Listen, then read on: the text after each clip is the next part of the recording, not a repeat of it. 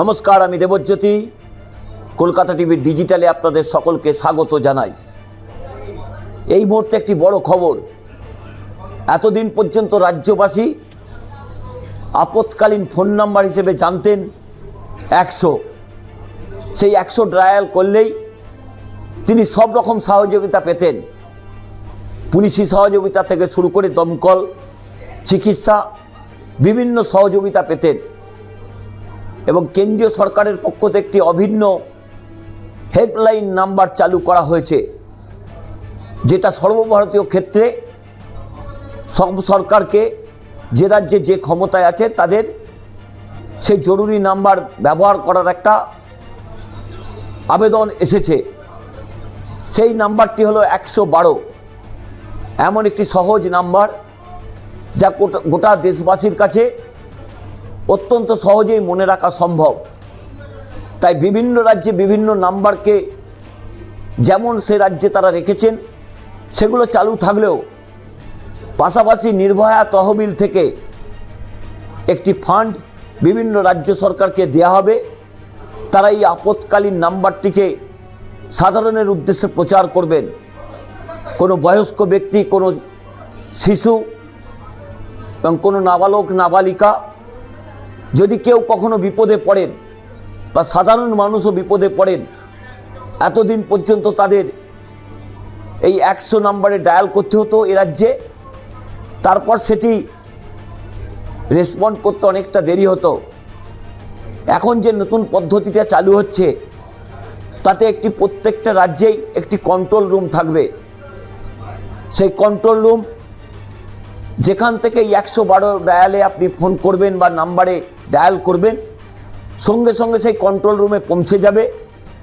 সেই control room থেকেই সংশ্লিষ্ট থানাকে, দমকলকে, হাসপাতালকে বা বিপর্যয় মোকাবিলার যে টিম রয়েছে তাদের কাছে খবরটি পৌঁছে যাবে। কারণ এতদিন পর্যন্ত বিভিন্ন রাজ্যে বিভিন্ন আপৎকালীন নাম্বার চালু ছিল।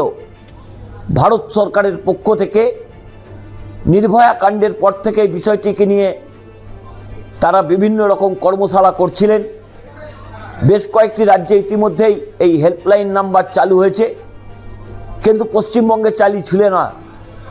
কারণ পশ্চিমবঙ্গে সরকারের পক্ষ থেকে নাকি জানিয়ে দেওয়া হয়েছিল পরিকাঠামো তৈরির জন্য যে অর্থের প্রয়োজন, সেই অর্থ কেন্দ্রীয় সরকারের পক্ষ থেকে পাঠানো হলেই তবেই তারা চালু করতে পারবেন।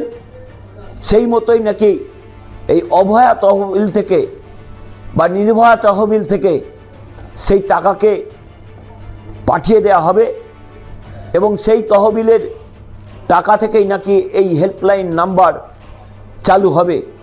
অর্থাৎ রাজ্যবাসীর উদ্দেশ্যে এই গুরুত্বপূর্ণ আপৎকালীন নাম্বারটি হলো 112। সর্বভারতীয় ক্ষেত্রে অত্যন্ত একটি টোল ফ্রি নাম্বার। যখন কেউ কোনো বিপদে পড়বেন, সে যে কোনো সমস্যাতেই তিনি বিপদে পড়েন, সাথে সাথেই 112 ডায়াল করলেই সমস্ত রকম সুবিধা সংশ্লিষ্ট রাজ্যের পক্ষ থেকেও যেমন দেয়া হবে, তেমনি পশ্চিমবঙ্গ সরকারের পক্ষ থেকেও তার জন্য একটি বিশেষ পরিকাঠামো চালু করা হচ্ছে। অর্থাৎ 100 নাম্বারটা যেমন রয়েছে রাজ্য সরকারের সেটা নিশ্চিত চালু থাকবে, কিন্তু এই 112 ডায়াল নাম্বারটি হবে একটি ইউনিক নাম্বার যা গোটা রাজ্য জুড়ে চালু থাকবে। কারণ এই 100 নাম্বারে বেশ কিছু সমস্যা ছিল।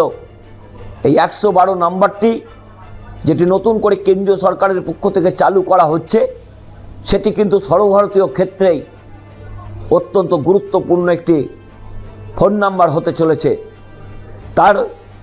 তাই রাজ্যবাসী এই নাম্বারে ফোন করলে তার আপৎকালীন সমস্ত সুযোগ সুবিধা পাবেন বলেই মনে করছে কেন্দ্র এবং রাজ্য সরকার।